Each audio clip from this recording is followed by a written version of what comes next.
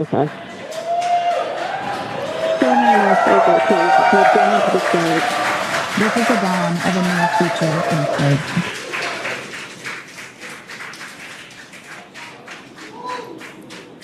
Coming up on T-minus 9 minutes and counting.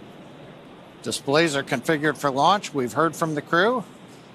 Core is giving them the ready to launch message. Now coming up here, as we launch, you're going to hear some call outs, possibly stage 1A or mode 1 alpha. These are abort modes that just let the crew know as we're flying what they should be prepared for in case they had to execute an emergency escape from the Falcon 9. Don't expect that, but they are trained, and that's when you hear 1A, that means they've lifted off. 1B you might hear, that'll come late in the ascent as we're throttling down the Merlins on the first stage. And then when we're on second stage, you'll hear 2A and eventually Shannon, which is a call out for Ireland that tells the crew that they can cross the North Atlantic. And then finally we get into orbit and everything gets disabled and Dragon will separate. But right now, coming up on T-minus 8 minutes, everything continues to go well.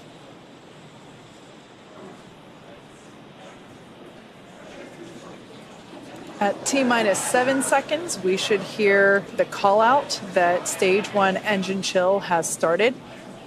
At this point in time, when we hear that, we'll know that we're beginning to flow a little bit of the super chilled liquid oxygen through the first stage engines.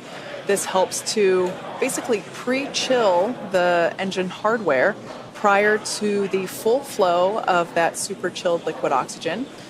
This helps the ignition sequence and helps to avoid any thermal shock to the hardware.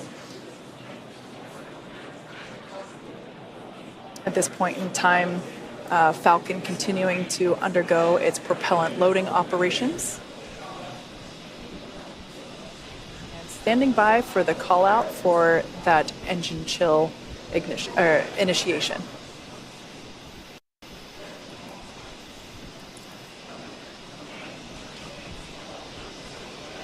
Engine chill has started. And great news there. As Kate mentioned, engine chill has begun.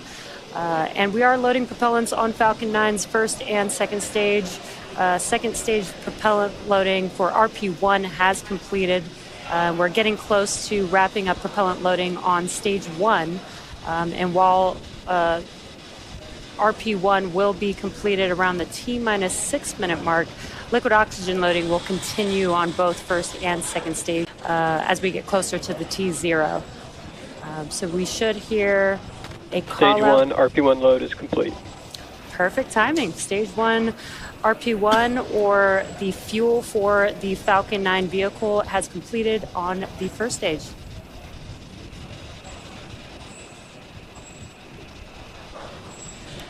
Now coming up next at around T-minus 5 minutes, we should hear a call out that Dragon has transitioned to configure for terminal count.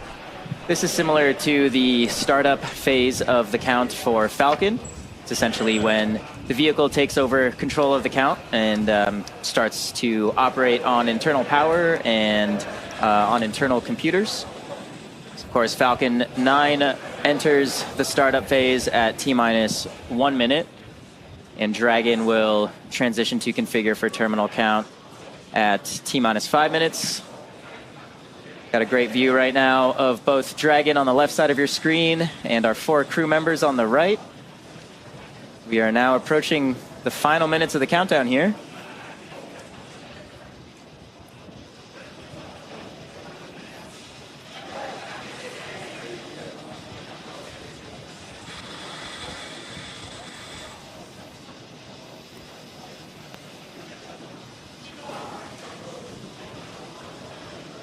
Falcon 9 tanks are pressurizing for strong back retract. Dragon is in configure for terminal count.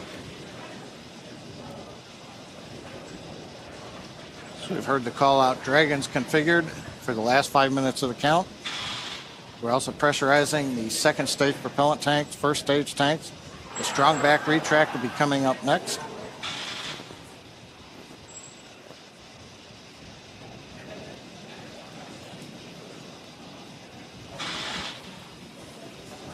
strong back is retracting. All right, so there's that call out. We should begin to see it retract slightly from Falcon 9. LOX load continues on both first and second stage. Fuel loading is complete on first and second stage. We expect the LOX load to complete on first stage at T-minus 3 minutes and complete on second stage around T-minus 2 minutes.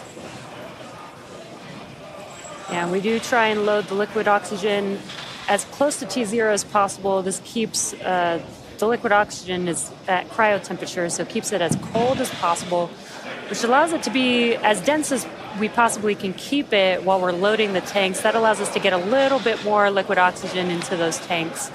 And as Kate mentioned, at T-minus 3 minutes, we should see stage 1 liquid oxygen loading completing.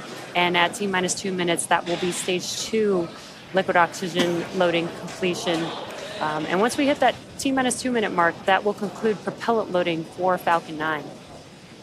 We are coming up here just about 10 seconds or so for that call out of stage 1 liquid oxygen loading.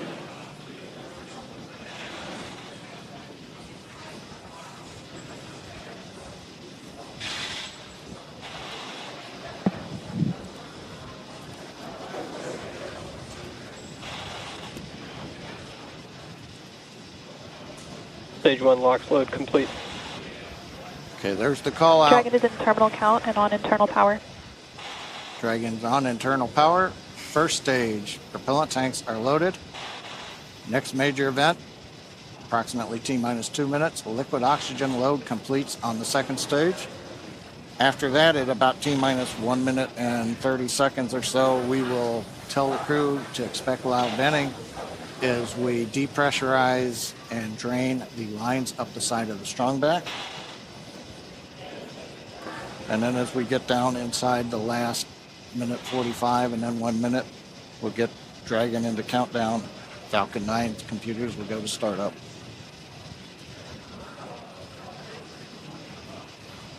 Waiting for the call out now for liquid oxygen. Stage 2 LOX load is complete. And there we go, LOX loading complete on second stage. All major propellant activities are complete. Dragon is in auto idle. Dragon's gone to auto idle, one of the states in its flight computer.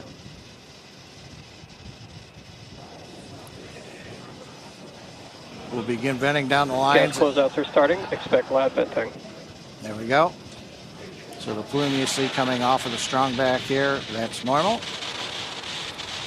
As we come up on T-minus 1 minute, we'll hear Dragon computers in the countdown, Falcon 9 computers in the countdown, flight termination system armed, and then we'll hear the goes. So let's listen in to the last 66 seconds of the countdown.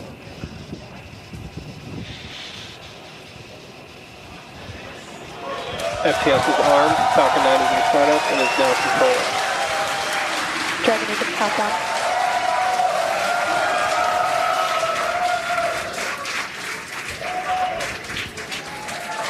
Dragon, SpaceX, go for launch.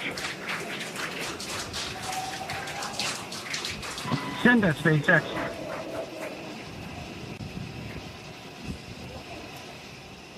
T-minus 30 seconds.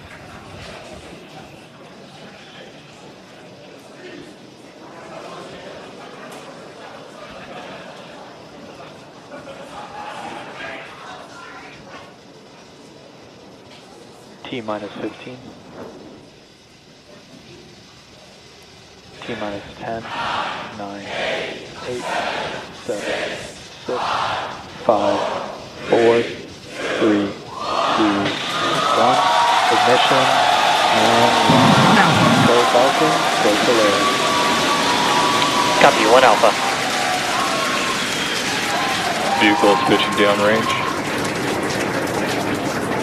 Stage 1 propulsion is nominal.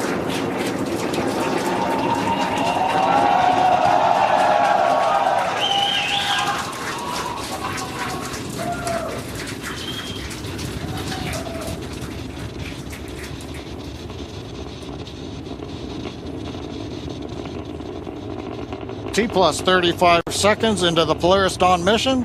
Flying crew on board Dragon and Falcon 9 to new heights. Power and telemetry nominal. And we're throttling down in Stage one, preparation throttle down. for max Q. Next call out, the vehicle supersonic. And there on the left side, we've got the Falcon Polaris 9 on is crew. supersonic.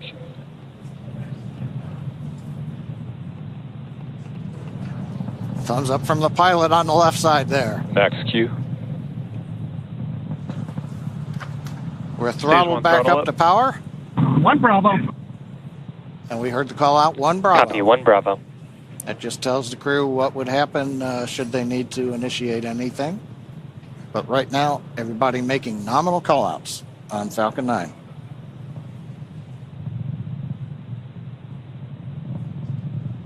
Nice views from the ground camera and nice view from inside Dragon. MVAC chill is underway. The announcement lets us know we've begun the final chill of the second stage engine in preparation for its activity coming up at about T plus 2 minutes and 40 seconds.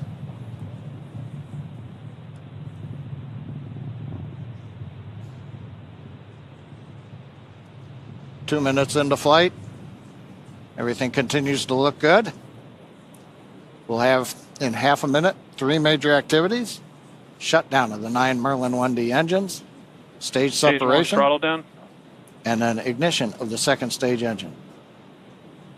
Throttle down, we're holding a constant acceleration now for the crew just below 4 Gs. See, we're coming up 70 kilometers.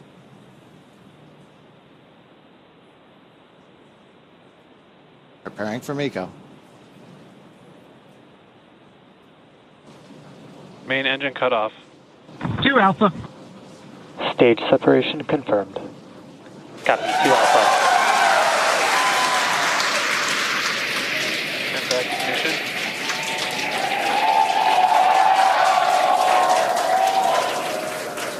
As you can tell by the cheers behind us and the views on your screen, the first stage booster now on its way to attempt landing on Just Read the Instructions. Second stage there on the right-hand side of your screen. You can see that the first stage has not yet reached its apogee. You can see the altitude there. Lots of thumbs up there from pilot Scott Kid Poteet. Now 3.5 minutes into the Polaris Dawn mission. First stage continuing to make its way up to its apogee. We'll see that altitude begin to slow down. Dragon SpaceX trajectory nominal. Great news there, indicating Dragon copies. that the second stage trajectory is looking good. Now the grid fins have deployed on the first stage. If we get first stage views, we might be able to see the Florida coast in the background. Oh, they're right there. Yeah, we sure can. Once again, our drone ship is attempting to land on, our booster is attempting to land on our drone ship. Just read the instructions.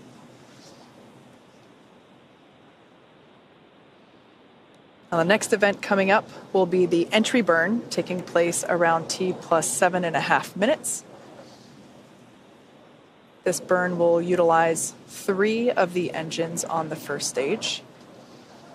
That helps to slow the booster down as it re-enters the Earth's atmosphere. Dragon SpaceX trajectory nominal. Dragon copies. Following the entry burn, we will see the landing burn, and that'll be around T plus 9 minutes. That one will be just a single engine burn. And that will bring the booster down for a soft landing on our drone ship. Around the same time as that, we expect to see Dragon be injected into orbit. Everything continuing to look good for second stage there on the right-hand side of your screen. Beautiful glow with that MVAC engine nozzle.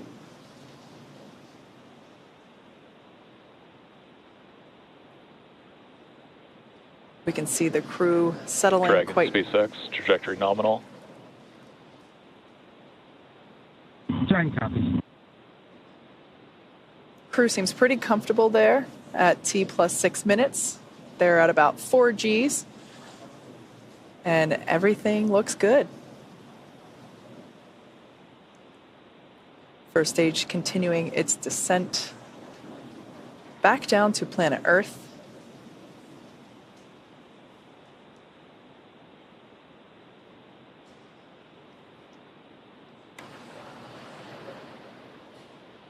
We can see the crew remain with their visors down in the locked position.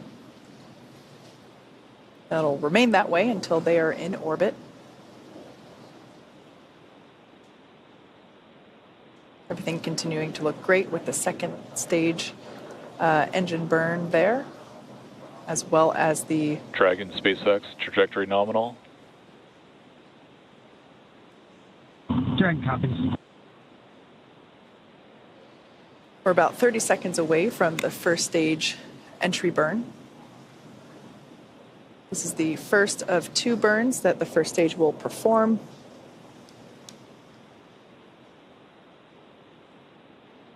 Designed to help reduce the amount of drag experienced by the first stage.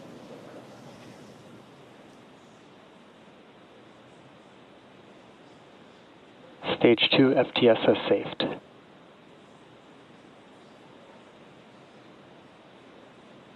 All right, standing by for entry burn begin on the first stage, there on the left-hand side of your screen.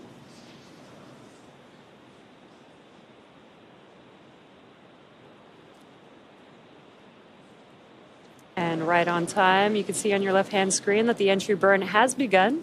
There's 3 engines lit on that first stage vehicle. And this is about a 29-second burn and helps slow the vehicle down as it's re-entering the Earth's atmosphere. There you can see that the engines have now shut down on that first stage. That concludes the entry burn. And the cool part about this, with the stage 1 vehicle returning back to Earth, is we get to fully utilize the atmosphere. The atmosphere actually... Stage 2's internal guidance. The atmosphere actually scrubs about 70% of the velocity on the vehicle. So we use that entry burn to help slow the vehicle down. Then we utilize the atmosphere and the drag from the atmosphere to slow the vehicle down. And then we do have 1 single burn for the landing burn. Copy, Shannon. And next up will be SECA 1. And that is second stage engine cutoff 1, and that'll be on the second stage. That MVAC engine on your right-hand screen will shut down and allow the vehicle with Dragon attached to coast. MVAC shut down. And there's that shutdown. And the landing burn on the first stage should be starting up here momentarily. And there it is. Landing burn has begun for... Dragon SpaceX, nominal orbit insertion. Dragon SpaceX, launch escape system disarmed. Copy that, SpaceX, and we show the scene.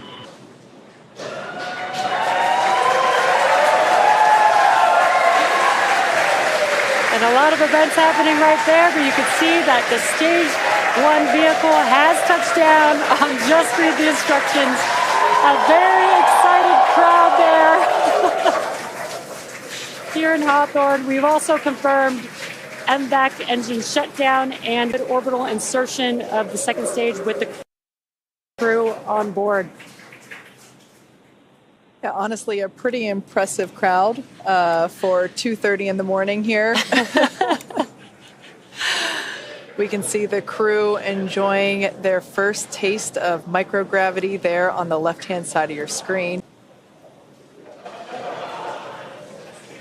Now that the MVAC engine has shut down, they are able to just kind of float free. We might catch a glimpse of the 0G indicator. I can't quite tell if they've Oh, it looks like it's in the upper right-hand corner. It'll come back into view here. Once again, they will keep their visors on until given the okay by core here on the ground.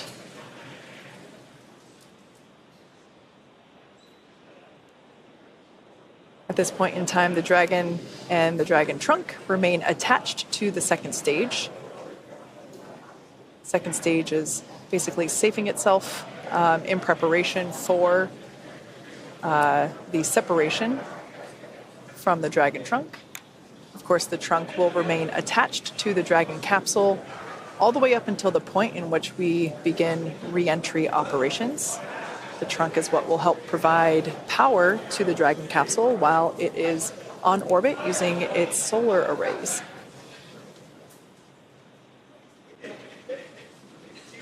Looks like our first clear view of planet Earth there, our first of many for this mission.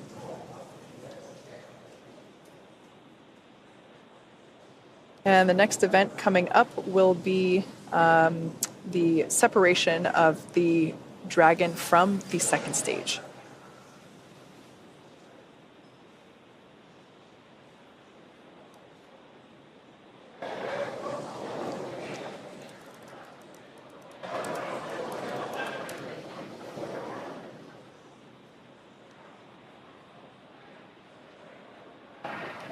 I believe this view here is, yep, it's of the trunk. We can see it separating from the second stage. A gorgeous view.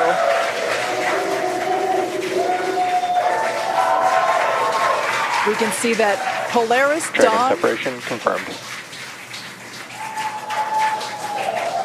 And copy that, SpaceX, we show the same.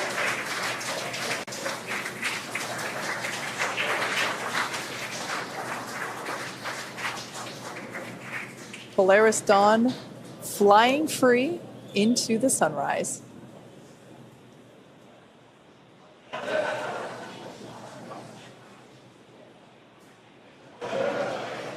We're now at T plus 13 minutes and 5 seconds into the mission.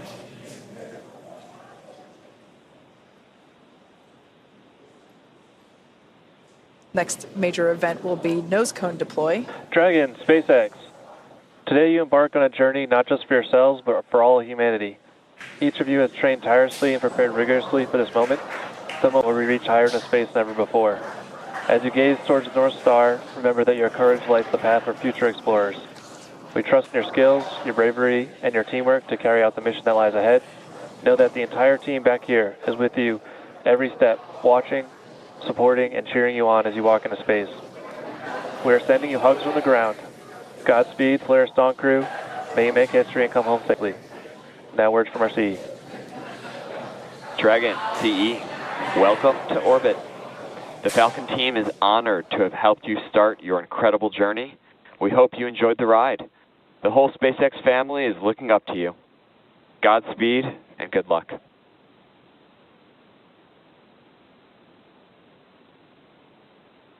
LD, CE, message received. We appreciate the kind words. We wouldn't be on this journey without all 14,000 of you back at SpaceX and everyone else cheering us on. We appreciate it, and we're going to get to work now.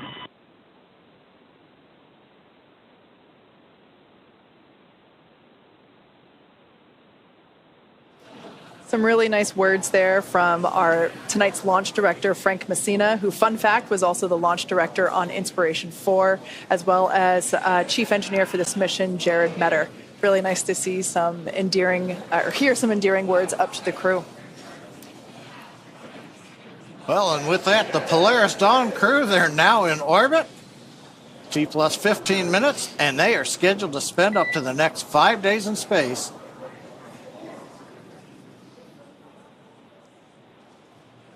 We heard that tone for a minute. We thought we might hear from the crew, but they're going to spend the next 5 days in space before splashing down off the coast of Florida. The Polaris Dawn crew is the Polaris Dawn mission is the first mission in the Polaris program that will demonstrate new technologies, conduct extensive research, and ultimately culminate in a flight of SpaceX's Starship with humans on board. All of this while continuing to raise funds and awareness for important causes here on Earth. You can learn more about the Polaris Dawn program and the Polaris program at polarisprogram.com. This mission will fly higher than any Dragon mission to date, attempting to reach the highest Earth orbit ever flown for a crewed spacecraft, breaking the record set by Gemini 11 half a century ago. And there it looks like we can see some nose cone separation action happening. Now, the Polaris Dawn crew will also be the first to test the Starlink laser-based communications in space. Over the course of the mission, we'll be checking in periodically with the crew. Next up, Dragon will initiate a 2-day pre-breathe process to prepare the crew for their upcoming spacewalk, and that'll be this Thursday, September 12th. Dragon SpaceX nominal dehumidifier activation and service section Draco checkouts, and nose cone open is in progress.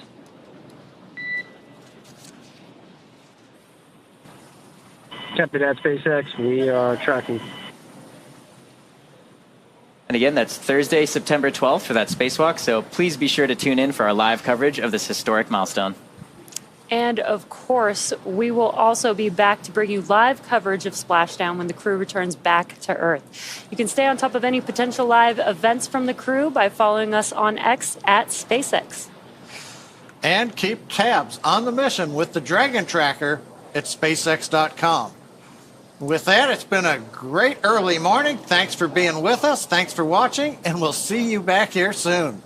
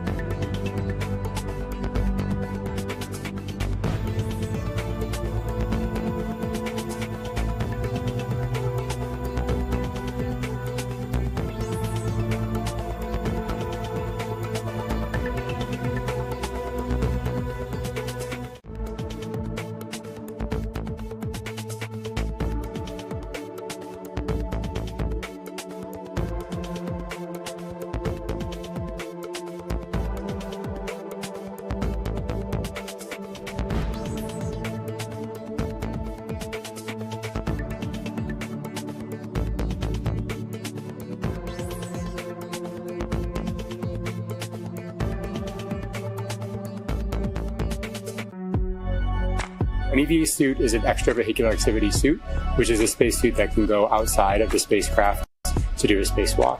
We started with the IVA suit that we have, the intravehicular activity suit, as a kind of starting point, and looked at it and said, what would we have to change about this to be able to support a spacewalk? So the first is mobility. The crew will have to do a lot of moving around inside of Dragon to get outside and do the spacewalk. We had to add in new joints and new features in the suit to allow them enhanced mobility while the suit's pressurized.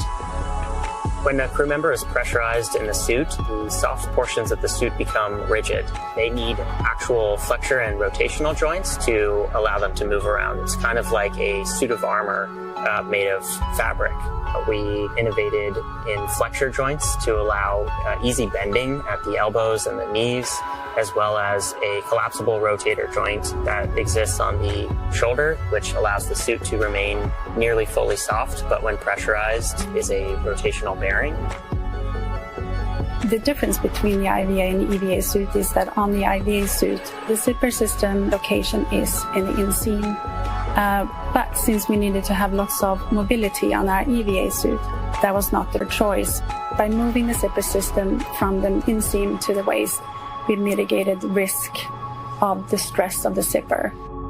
And another big element was also the thermal side of things. The crew is obviously exposed to a much more extreme thermal environment during the EVA. So we want to make sure that the inside of the suit is comfortable for them, and that as they interface with parts of the vehicle, that is safe for them to touch as well. The EVA suit is built and designed here at SpaceX in Hawthorne, California.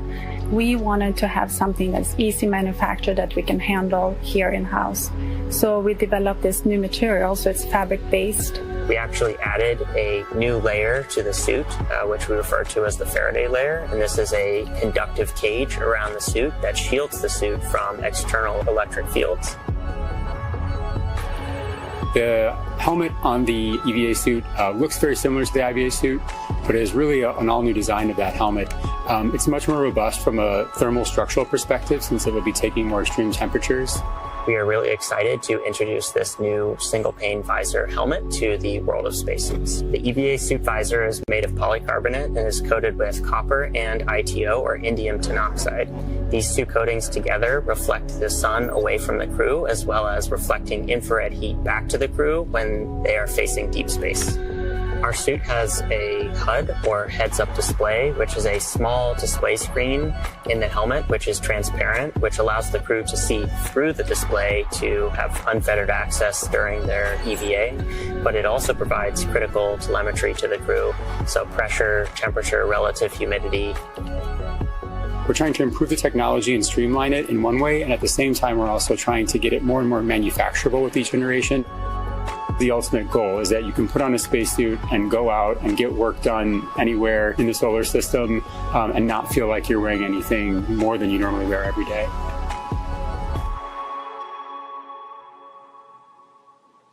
Between 190 to 700 kilometers above Earth, the Polaris Dawn crew will attempt the first ever commercial spacewalk. Here's how it all came together. EVA stands for extravehicular activity, and it's any sort of operation in space where a human is getting out of the spacecraft. So in the case of Polaris Dawn, we're going to be testing the mobility of the suit. We're going to see if the in-space operation matches the training we've done here in Hawthorne. There's really a lot of different things that can happen during an EVA, and this is the first step for Dragon and SpaceX. When I first started working at SpaceX, I never thought I'd be training a crew to do an EVA. It's brand new, it's so unique, we've never done anything like this before, and so we wanted to make sure we had the best possible training program for this mission. We want to see if we can train a spacewalk on Earth in a way that's representative of what it feels like in space. Even though only 2 people are going to be going outside during this first EVA, 4 crew will be in EVA suits going down to vacuum. Dragon was always designed to vent to full vacuum, but we've never taken a full Dragon capsule down to vacuum, and this will be the first time we do it in space. We actually put crew into a chamber at Johnson Space Center in Houston and had them live the exact profile that they will experience, and making sure that no one actually experienced decompression sickness. We have a couple new training assets for Polaris Dawn to train the EVA specifically. The suspension system that we have is situated on top of the platform of our capsule simulator. The lines drop through the hatch. They attach to a single crew member inside the capsule. We can lift them up and get them situated so that they can egress the capsule and perform their tasks at Skywalker, the mobility aid. The Skywalker, what's amazing to me is a lot of people are going to think it's a metallic structure just bolted to the top of Dragon, but a lot of development effort, testing went into the Skywalker. So we actually used similar technology as we have in the Super Draco chambers to apply a thermal barrier coating to the outside of the Skywalker. That is going to be a really, really amazing mobility aid on the front end of Dragon. We also developed a sideways simulator, so we flip the hatch on its side. In the event the hatch fails to close, they can manually close the hatch. We have them do that in a sideways suspension system, so gravity isn't helping them close or helping them open that hatch mechanism. It's new development for Dragon, it's new development for SpaceX and the industry as a whole. So this is a great example of where Polaris Dawn is forcing the team to innovate in a way that adds safety and reliability to every Dragon mission going forward. That's this huge challenge for us to go solve, but that's also an opportunity for us to solve the problems that we have to go figure out anyway for our larger goals, like putting people on Mars. The Polaris Dawn objectives are the first step towards that ultimate flight with humans inside of Starship, which is right on the SpaceX development path that we have towards getting to the moon and Mars. All right, we are T-minus 17 and just under a half minutes until liftoff of Polaris Dawn. This mission will fly higher than any Dragon mission to date. There'll be lots of research experiments performed while the crew is on orbit. And most notably, they're going to perform the first ever commercial spacewalk. We're super excited to see the clock continue to count down. The crew is in their seats. The vehicle is actually being loaded with propellants as we speak. That began at T-minus 35 minutes. The launch system is armed, and we have gotten the okay to go from the crew. They are ready to go to space. Yeah, it's super exciting. We've got their new EVA suits on board with the crew. This will be the first time that we've ever flown these EVA spacesuits, which I think is LOX load has started. Which I think is one of the most exciting parts about this mission. And we did get a good call that stage 2 LOX liquid oxygen loading is now beginning on the vehicle. Now, this mission will orbit Earth for about 5 days. And in addition to the first commercial spacewalk, it'll be the first time that we will be utilizing our newly designed Skywalker hardware, which I love the name. And it is a mobility aid that Sarah and Jared will use in their EVA suit testing during their EVA. So we are very much looking forward to the launch in just over 15 and a half minutes now. And everything so far looking good. We had much improved weather conditions when our first T0 occurred was 12:38. Wasn't so great. Here we are sometime later, and we're looking at a 20% favorability. So as you can see on your screen, like I said, about 15 minutes from the liftoff of Polaris Dawn. Lots of excitement building here in the building in Hawthorne, just outside of Mission Control. Now, I can only imagine what the crew is feeling as the clock counts down.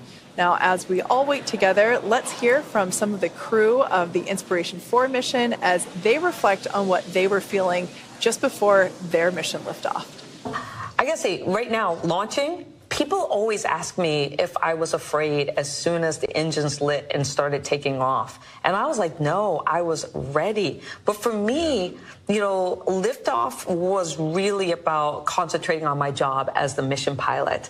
And I was wondering, because you guys, you know, were able to kind of sit there and enjoy it and sense it. How was it for you? Launch was the most fun I've ever had. I was just so excited, and people had been asking me, like, are you going to be nervous? And I thought I would be, but I just, again, I kept waiting to get nervous, and it didn't come. And then they're counting down from 10, and I remember saying, let's do this. Oh. And I might have had an expletive in there too. But then, you know, we're hearing the 10 count, and it's delayed because of the delay from Mission Control, and so we're hearing, like, they're on maybe 2 whenever we're actually lifting off. Right. But Jared was giving us his own count, and I remember he said something like, "All right, guys, get ready." And then we felt this big jolt, and then of course a lot of G-forces that came on really quickly. But it was just so smooth, and I remember I had the biggest smile on my face. Like I was having so much fun. Yeah. And for me, it wasn't just sitting there idly going for a ride. It was thinking about, okay, what am I hearing? What's that pressure I'm feeling through my chest? Because this is happening probably just once, right? And so how do you share this? How do you tell someone what you're going through in this moment if you're not paying attention to everything? And so that's what I was really trying to do was, look between my toes at the window or look over at your screen, Cyan, and see, where we are. I was wondering if you could see how much you could see, because I couldn't see out the, I was laser focused on listening to Jared and watching the monitor, and I was surprised at how smooth it was, because I was expecting for it to be a little bit more, where the monitors are going like this, but it wasn't at all. But I always wondered, did you look between your toes and see? Could you see out? Were you able to? I did. I remember right before we launched, just seeing it was very dark. But I don't think we could really see anything except darkness. Yeah, I don't think we really could see anything except, and it wasn't until we got into space that we made our first orbit around it, where the sun was, rising from the other side of the Earth, that we actually got our first light from the sun enter the capsule. Yeah. Yes, and I remember saying out loud, "Is that the Earth?" And obviously, what else would it have been? But it was just so unbelievable. I had to say it out loud. Yeah, interesting. The comment about first light. We'll be launching about an hour before sunrise at Cocoa Beach, Kennedy Space Center. But as they head into orbit, I wonder how long it'll take before we get sunlight into the capsules. They're heading northeast towards the sunrise. Yeah, the crew is certainly prepared for some pretty amazing views on ascent. We just heard from the Inspiration 4 crew about some of their experience with their launch. I absolutely love hearing them describe just how smooth the ride is. That's always so surprising to me. We have 9 M1Ds, 1.7 million pounds of thrust, but yet somehow the ride is still smooth. That's just amazing. I was actually just looking back at my Inspiration 4 liftoff notes in my handy-dandy notebook, and Sarah, who is our mission specialist on the far right-hand side of your screen there, was actually the core for liftoff of Inspiration 4. So I'm sure she's having a great 360 moment. Now, as we approach the last few minutes before liftoff, we have some well wishes for the crew. Anna, Sarah, Kid, Jared. From the Dragonflight software team. On behalf of the Dragon Propulsion Build team, Dragon Avionics here. The materials team. For the Billionaire building team, the Draco team, the Dragon Propulsion Engineering team, Falcon Flight Reliability, from the Falcon Build Reliability Engineering team to Polaris Dawn. We're so excited for you on the Polaris Dawn mission. We're wishing you the best of luck from McGregor. Thanks for allowing us the opportunity to do a lot of testing. Thank you for flying Dragon. Please remember to keep your hands, arms, legs, and feet inside the vehicle at all times. May Falcon and Dragon propel you to unimaginable heights. We know our engines will get you there safe. Go fly higher than Dragon's ever flown before. And hope you enjoy your internet in space. Good luck. Safe travels. And go Polaris Dawn. Go Polaris Dawn. Godspeed Polaris Dawn. Go Polaris Dawn.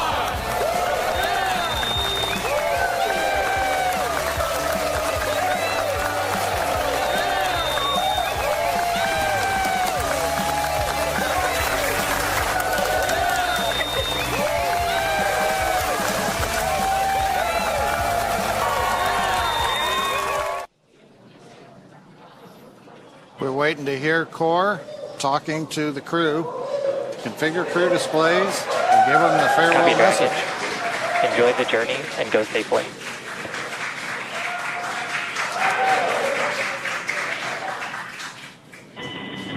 To our SpaceX family, thank you. Today is all of our mission. You are launching with us. Standing in our space case, we're going to the stage. This is the dawn of a new future in space.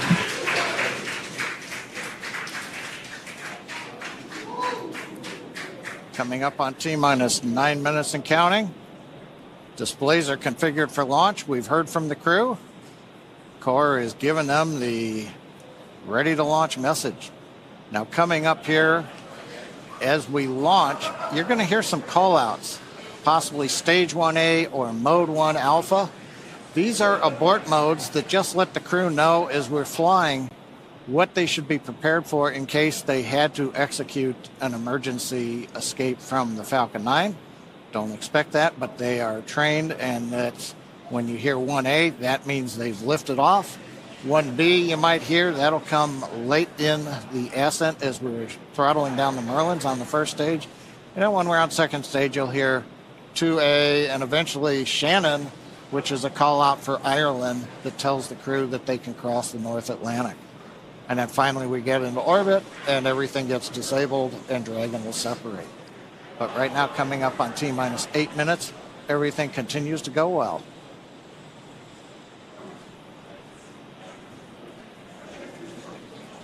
At T-minus 7 seconds, we should hear the call out that stage 1 engine chill has started.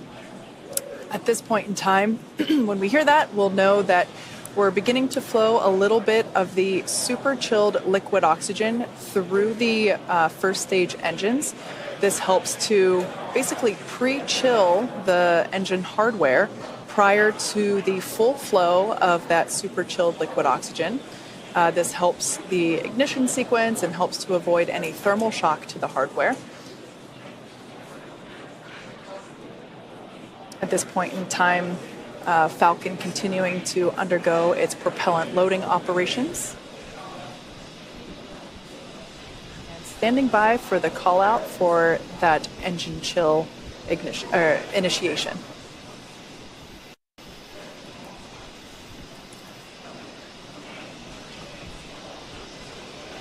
Engine chill has started.